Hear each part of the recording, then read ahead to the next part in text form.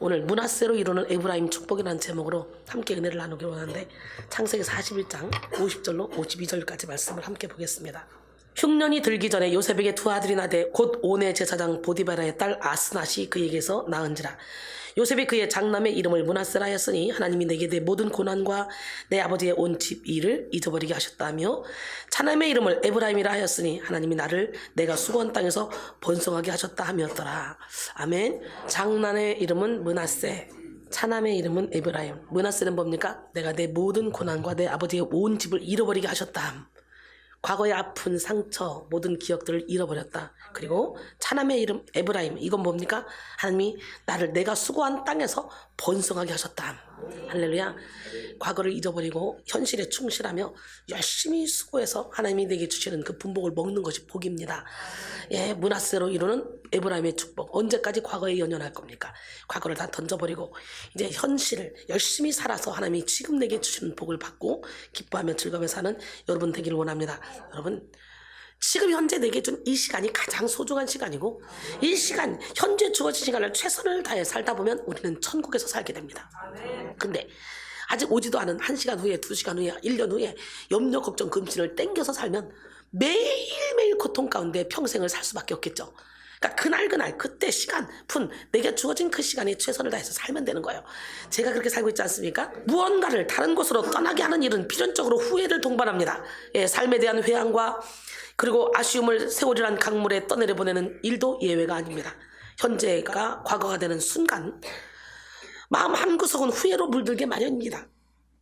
과거를 살아오면서 과거를 돌아보면서 만족했다고 말하는 사람은 그렇게 많지 않아요. 이 하나님의 손에 붙들림 받은 뒤로는 저는 하루를 후회 없이 살아갑니다. 시간마다 분마다 초마다 아끼며 최선을 다해서 살아갑니다. 2017년 마지막을 보내는 오늘 우리는 감사와 찬양으로 잘 마무리를 해야 됩니다. 예, 그리고 2018년을 더 충실하게 아름답게 맞을 준비를 해야 되겠죠. 끝이 좋으면 다 좋다라는 말이 있습니다. 이것처럼 과거를 결정짓는 것은 바로 현재라는 거예요. 내가 과거에 어떻게 살아왔느냐가 현재의 나를 만든 거예요. 현재를 살면서도 과거의 늪에서 허우적거리면 과거는 다시 고통이요 미련으로 얼룩진 후회스러운 그런 순간일 뿐입니다. 하지만 과거를 통해 성장한 그런 현재를 맞이하면 과거는 인생의 약재료가 됩니다. 할렐루야. 하나님을 향한 찬양의 소재가 됩니다. 로마서 8장 28절에 우리가 알거니와 하나님을 사랑하는 자 곧 그 뜻대로 부르심을 입은 자들에게는 모든 것이 합력하여 선을 이루느니라. 오늘이라는 시간 속에서 형성된 사람의 내면은 지난날의 시간이 모아져서 만들어진 최고의 창고와 같은 것입니다.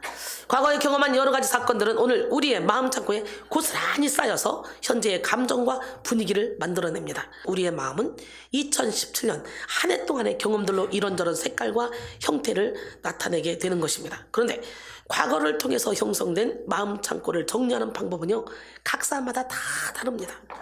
어떤 사람은 과거의 상처, 과거의 고통, 과거의 그 슬픔을 마음 창고에 전면에 걸어두고 괴로운 마음으로 현재도 마음의 창고에 가둬둡니다. 하지만 어떤 사람은 과거에 좋았던 일은 하나님의 은혜로 다 정돈하고 상급으로 쌓아놓고 과거에 좋지 않았던 일에 대해서도 하나님의 섭리로 인정하고 자신이 알지 못하는 더 큰 하나님의 뜻을 기대하며 과거를 매듭짓습니다. 우리는 이 시점에서 과거에 좋았던 것, 나빴던 것 모두 다 매듭져야 돼요. 과거에 좋았던 일은 하늘에 상급으로 쌓아놓고 나빴던 일은 다 물결로 다 흘려 지내버리고 잊어버려야 돼요. 예, 그리고 깨끗하게 정리한 마음 창고를 발판으로 삼아서 감사와 환희로 현재를 맞이해야 돼요. 사랑하는 성도 여러분, 우리는 과거를 결정짓는 현재에 승리하며 살아가야 됩니다. 저는 매일매일 분마다 초마다 그때그때 하나님이 내게 허락한 시간이라면 최선을 다해서 살아갑니다. 그러다 보니까 이 부족한 종, 이 여자의 몸으로 저는 이미 부흥회를 3년 반 동안 하루에 20시간씩 사려다가 몸을 다 버린 사람이잖아요. 서 있을 수도 없었어요. 5분도 못 서 있었어요. 그런 몸으로 이끌고 선교센터를 하면서 지금까지 이끌다 보니까 어느 순간에 이렇게 하나님께서 또 부흥을 주셔서 우리 교회는 어떤 교회보다도 큰 교회입니다. 우리 하나님은 살아계신데 나는 여러분 모두가 다 지금이 은혜 받을 때요, 지금이 구원의 날이요, 지금이 치료받을 때요, 지금이 능력 받을 때요, 지금이 하나님께서 주시는 기쁨을 얻을 때, 평안을 얻을 때입니다. 고린도서 6장 2절에 이르시되 내가 은혜 베풀 때 너에게 듣고 구원의 날에 너를 도왔다 하셨으니 보라 지금은 은혜 받을 만한 때요, 보라 지금은 구원의 날이로다.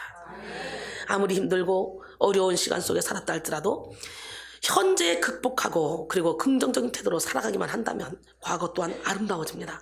그러니까 과거에 어떤 고난과 환란이 있어도 내가 게임 중독자였어, 우울증이었어, 정신질환자였어, 내가 암병 환자였어, 내가 도둑놈이었어, 사기꾼이었어, 내가 살인자였어 라고 할지라도 지금 하나님 앞에 완전히 변화돼서 이전 것은 지나갔으니 보라 새 것이 되었다.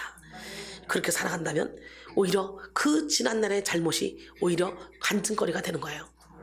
사람들에게 도전거리가 되는 거예요. 그게 창피한 게 아니에요. 그래서 약한 것을 자랑한 거예요. 약할 때 강함 주신 하나님. 그래서 현재 내게 당한 고난은 창차받을 영광과 비교할 수 없다 그랬잖아요. 로마서 8장 18절에. 할렐루야. 그러니까 과거에 어떻게 살았든 관계가 없어요. 이거를 잘 극복하고 현재 극복하고 긍정적인 태도로 살아가면 오히려 나의 연약함이 자랑이 된다는 거죠. 그러나 과거가 아무리 아름다웠다 할지라도 현재 소극적이고 부정적인 태도로 살아간다면 과거까지 다 변색되어 버립니다. 심리학자 빅터 플랭크는 어떤 상황 속에서도 그 상황에 대해 어떤 태도를 취할지 결정하는 자유는 빼앗길 수 없다. 우리의 과거가 아무리 힘들어도 그 과거를 어떻게 바라보고 인식할지는 우리의 자유다. 삶의 방향성은 철저히 자유의 영역이다 라고 말했습니다. 이 시간 과거를 잘 마무리합시다. 여러분, 암은 종류가 참 많습니다.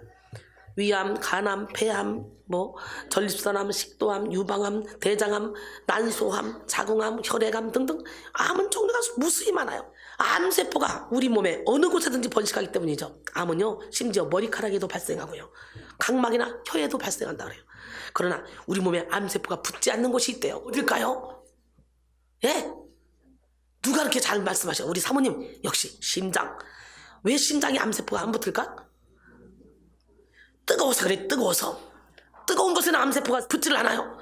예, 심장에 암세포가 붙지 않는 이유 두 가지. 첫 번째, 심장이 따뜻한 피를 계속 뿜어내기 때문에.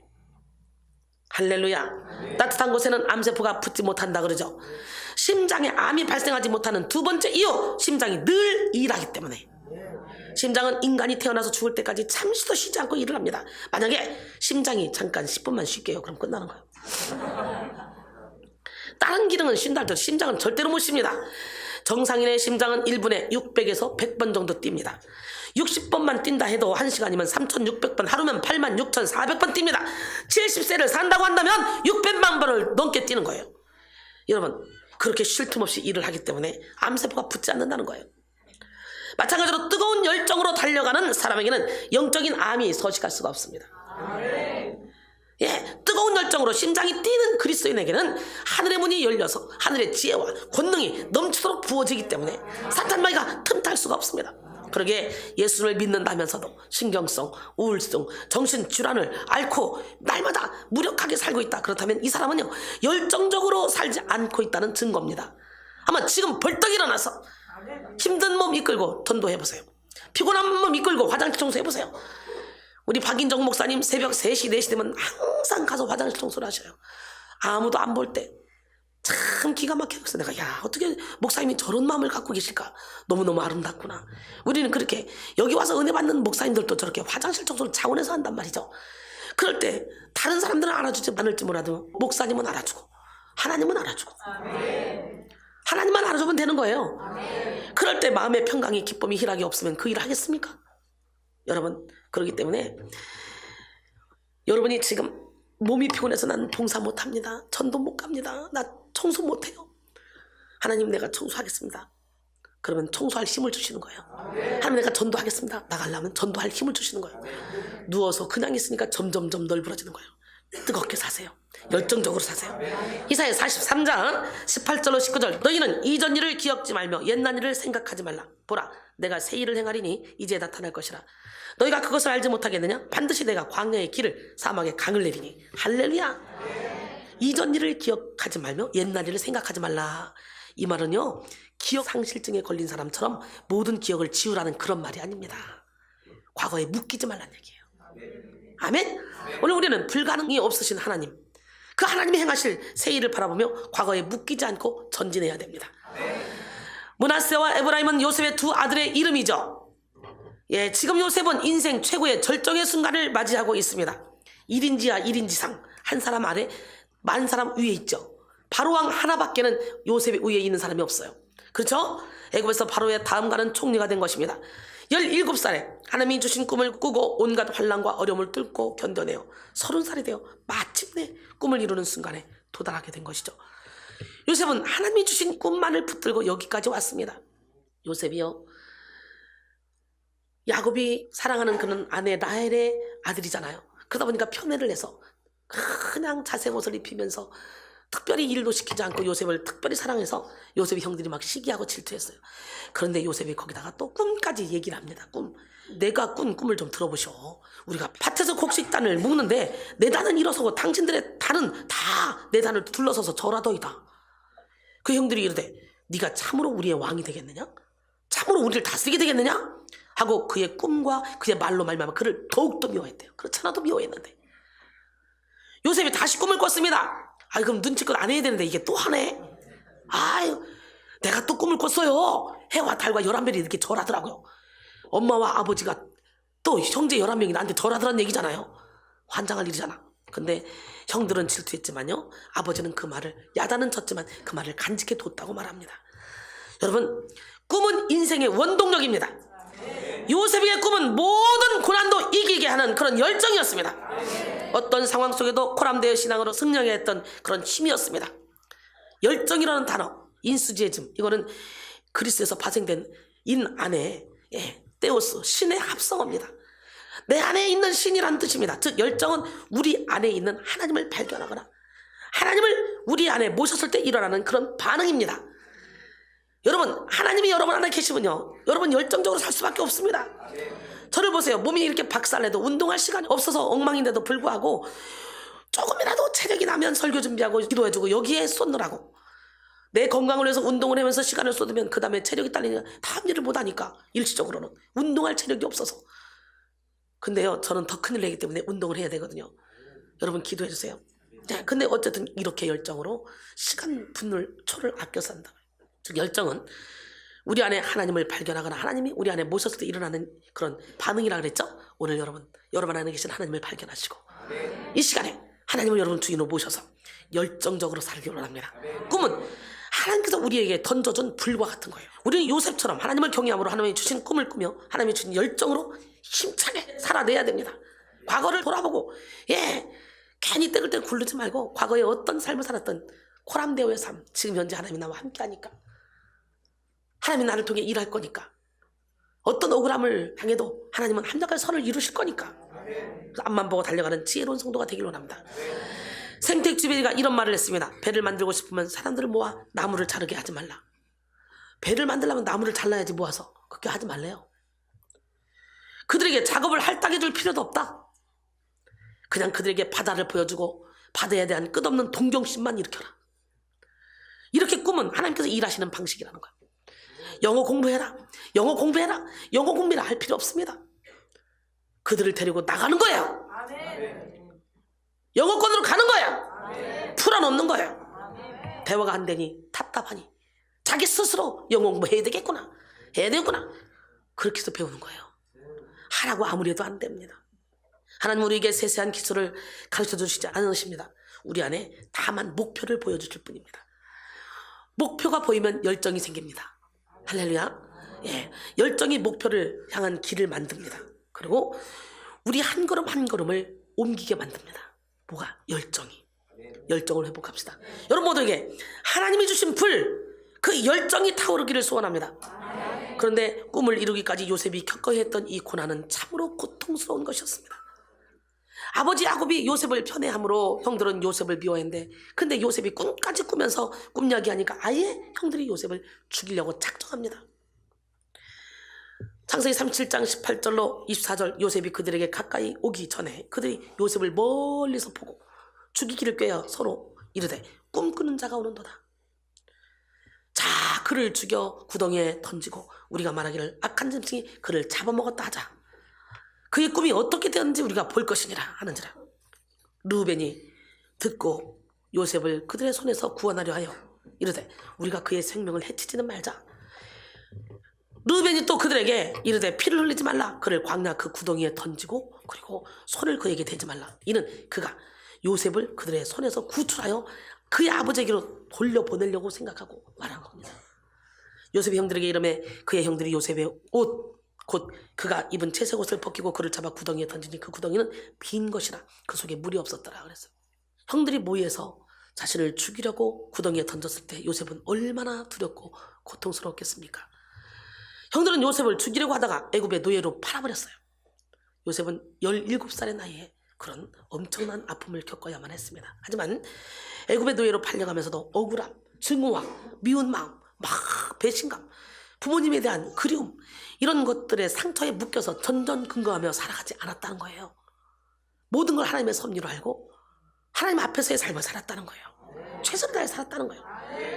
그런데 그 자신의 주인이었던 보디발의 아내가 또 억울하게 요셉에게 뽀뽀 한번 때리세요. 그러면 여러분 같으면 가서 때리지. 아니 타국 땅에 가서 외로워 죽겠는데 혈기가 왕성한데 이 이쁜 여인이 막 하늘하는 옷을 입고 와서 막 느끼하게 하면서 막 한번 뽀뽀 한번 때리자라는데 어차피 신랑도 보디발 장군 놓고 뽀뽀 한번 때리고 나중에 그럼 여보 거기다가 약을 조금씩 타서 서서히 죽여 신랑을. 그래 내가 여기 좀 차지하자. 그 지가 보디발 장군의 안방에 주인으로 딱 할 수도 있잖아. 타국까지 갔는데 어차피 뭐 이판사판 공사판인데 형제들이 다 죽이려고 그랬고 뭐 이렇게 고난 가운데 있는데 가지고 뭐. 그런데 웬일입니까? 하나님 앞에서의 삶을 살아요. 내가 어떻게 하나님 앞에 범죄를 하겠냐 이거예요. 당신의 신랑이 내게 금지한 건 아무것도 없지만 당신은 그의 아내이기 때문에 당신만은 금지가 됐다. 그리고 내가 어떻게 하나님 앞에 범죄하겠냐. 그리고 도망가니까 옷을 확 잡았어. 옷이 벗겨졌네. 이걸 가지고 누명서 감방에 집어넣었어요. 얼마나 억울합니까? 아주 태산입니다. 태산. 갈수록 태산이에요. 요셉의 삶은 진짜 기가 막힙니다. 이 정도 되면 혈기 낼만 하지. 하나님이고 뭐고 하나님이 진짜 살아계십니까? 맞습니까? 보디발 장군의 집에서 하나님이 나와 함께 하셔서 복 줘가지고 내가 보디발 장군에게 인정받아 총무 대신 노릇을 했는데 근데 또 이게 뭡니까? 이제 끝난 것 같으니 또 나한테 이런 고난을 줍니까? 그럴 거 아닙니까? 근데 감방에 갔어요. 거기서도요 술 맡은 관원장이 꿈을 해석해줬어요. 그죠? 아 나 진짜 억울하게 당했으니까 복귀되면 꼭 왕에게 나한테 억울함을 좀 얘기해 주세요. 아무리 기다려도 연락이 안 와요. 단중에 바로가 꿈을 꾸고 그걸 해석할 수 없으니까 그때야 생각이 났던 거죠. 여러분 근데 감방에 가서도 거기서도 간수가 아예 간수장이 요셉에게 일을 다 맡기고 총리를 맡기고 돌아보지도 않았대. 요셉이 한 일 100% 믿어. 하나님이 함께하는 사람은 어디 가든지 인정받습니다. 어디 가든지 사랑받습니다. 어디 가든지 존경받고 높임받습니다. 난 여러분 모두가 이렇게 고람되어의 삶을 살기를 원합니다. 요셉은 이렇게 고난과 고난의 연속이었지만 오로지 임마누엘 자기와 함께 하신 하나님을 기억했던 것이죠. 그렇게 오랜 고난의 터널을 통과한 요셉은 그 누구도 해석하지 못하는 바로의 꿈을 해석함으로 총리 대신이 됐어요. 할렐루야! 이 시간 꿈의 은사도 개발합시다. 저는 꿈꾼 것이 현실로 나타날 때가 아주 많이 있어요. 그렇다고 꿈을 맹신해서는 안 됩니다. 꿈도요 잡꿈 있고요 개꿈이 있고요 영꿈이 있으니까 우리 영꿈을 꿔야 돼. 어떻게 해야 영꿈이 꿔져? 철저히 무의식의 세계까지 나를 묶이는 결박을 풀어내야 그 안에 하나님이 다 영으로 꿈을 보여주는 거야. 국무총리로 세워진 요셉의 삶은 참으로 화려하게 변했죠. 이야 이 노예에서 이제는 그 엄청난 거대한 그 국가의 바로왕 바로 밑에 자리에 딱 들어갔어. 이야 생각만 해도 정말 상상이 안 가죠. 지금의 나 된 것은 온전히 하나님의 은혜로 된 것입니다. 하나님이 열면 닫을 자가 없는데 하나님이 높이면 낮출 자도 없어요. 나는 오늘 여러분 모두가 다 과거를 청산하시고 2018년에는 하나님이 여러분을 막 높여 하나님이 이순이를 막 높이는 것처럼 할렐루야 그런 축복이 임하기를 원합니다. 바로는 요셉에게 최고의 권력과 부를 주고 사브낫 바네아라는 이름으로 바꿔줬습니다. 또 유력한 제사장 가문의 딸을 주어서 아내를 삼게 했죠. 부부는 요셉이 이와 같이 정상에 오른 후에 두 아들의 이름을 통하여 자신의 인생을 회고하는 내용입니다. 오늘 본문 51절로 52절 요셉이 그의 장남 이름을 므낫세라 하였으니 하나님이 내게 모든 고난과 내 아버지의 온 집을 잃어버리게 하셨다며. 아버지의 집 생각만 해도 형들이 날 팔았다는 생각만 해도 얼마나 소름 끼치겠어요. 다 잃어버리겠다는 거예요. 차남의 이름은 에브라임이라 하였으니 하나님이 나를 내가 수고한 땅에서 번성하게 하셨다 하였더라. 할렐루야. 최고의 축복을 맞이한 요셉이 먼저 한 일은 첫째 이름이 말해주듯이 지난 고난과 상처를 잊고 어둠을 청산하는 거였습니다. 오늘 2017년 고난과 상처를 잊고 어둠을 청산합시다. 비록 지금은 최고의 자리에 올랐지만 요셉의 마음 창고에 얼마나 서럽고 아픈 기억들이 많았겠습니까? 자신을 구덩이로 밀어넣은 형들의 모습, 그리고 알지 못하는 나라로 팔려갔을 때의 이 두려움, 그리고 보디발 장군의 아내 때문에 억울하게 누명서 감옥에 갔던 일, 감방에서도 꿈을 해석해 주었는데도 왕에게 자기의 억울함을 풀어주지 않았던 그런 술 맡은 관원장, 또 아무도 자신을 알아주지 않고 찾아와주지 않는 잊혀진 시간들, 그리고 아버지를 그리워하는 그런 아픔의 시간들, 많은 고통의 시간들이 주마등처럼 지나갔을 것입니다. 하지만 요셉은 그 모든 상처를 므낫세했습니다. 할렐루야. 모든 과거를 오늘 잊을까요? 다 던져버릴까요? 이전 것은 지나갔습니다. 이제 우리는 새 것이 되었습니다. 할렐루야. 므낫세를 이룬 요셉은 이어서 에브라임을 누렸습니다. 지난 과거를 잊고 주님이 현재에 부어주신 은혜를 누리며 번성하게 하신 하나님을 찬양한 것입니다. 오늘 우리는 지난 과거는 므낫세하고, 그리고 하나님이 부어줄 축복에 대해서 에브라임을 외쳐야 됩니다. 이사야 60장 1절로 4절. 일어나라, 빛을 발하라. 이는 내 빛이 이르렀고 여호와의 영광이 내 위에 임하였습니다.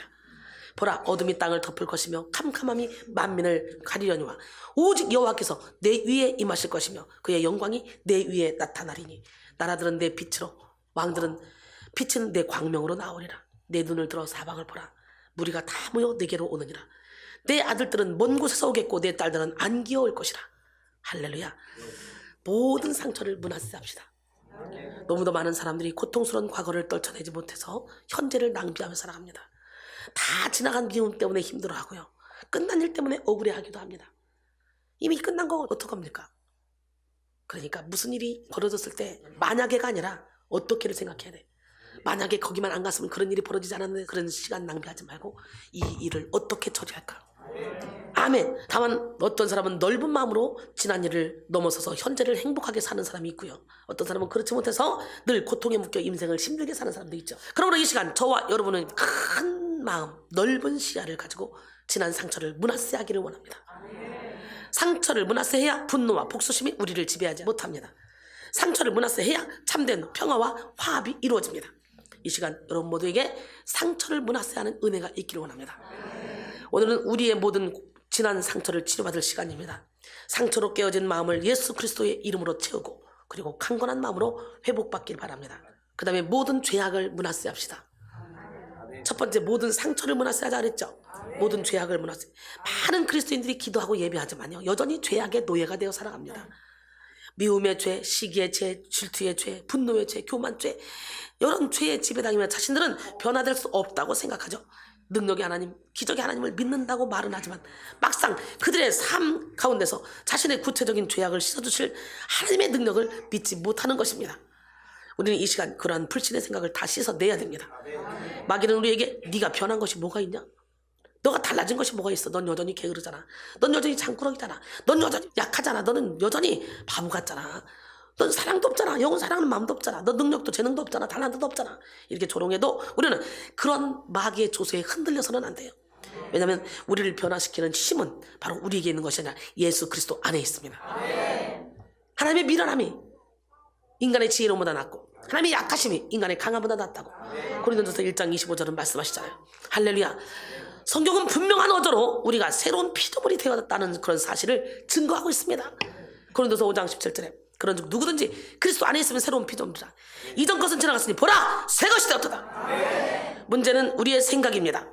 하나님의 말씀을 통해 수도 없이 우리의 변화를 선포하시는데 우리의 생각이 여전히 옛사람의 불신이 묶여 있어서 실제적인 변화가 일어나지 않는 것입니다. 사랑하는 성도 여러분, 우리는 인간이기에 완전할 수 없습니다. 기도하고 말씀대로 살려고 몸부림을 쳐도 또다시 죄를 지을 수 있는 게 연약한 인간입니다. 하지만 그렇다 할지라도 하나님은 강하신 의로우신 팔로 우리를 또다시 일으켜주시고 또다시 붙잡아주시고, 의인처럼 7번 넘어질지라도 다시 일어나리라. 악인은 재앙으로 말미암아 엎드러지느니라. 하나님이 일으켜주십니다. 믿으십니까? 예, 그렇기 때문에 내 영혼아, 내가 어찌하여 낙심하며 어찌하여 내 속에서 불안해하는가? 너는 하나님께 소망을 두라. 그가 나타나 도우심으로 말미암아 내가 여전히 찬송하리로다. 시편 40편 5절의 말씀이 여러분의 말씀이 되기를 원합니다. 예, 우리의 의로움은 우리가 의로워서 만들어진 것이 아닙니다. 하나님이 의롭다 여겨주신 은혜로 이루어진 것입니다. 예, 돌아온 탕자에게 세마포 옷을 입히고 반지를 끼우고 잔치를 베풀어주는 한량없는 아버지의 사랑이 우리를 변화시킨다는 것을 경험해야 됩니다. 그래서 로마서 8장 31절로 34절, 또 그런즉 이 일에 대하여 우리가 무슨 말하려? 만일 하나님이 우리를 위하시면 누가 우리를 대적하려? 자기 아들을 아끼지 아니하시고 우리 모든 사람을 위해 내어주시니가 어찌 그 아들과 함께 모든 것을 우리에게 주시지 아니하겠느냐. 할렐루야.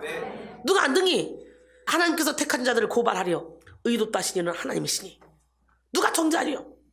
죽으실 뿐 아니라 다시 살아나시는 그리스도 예수시니 그는 하나님 우편에 계신 자요 우리를 위하여 간구하시는 자시다.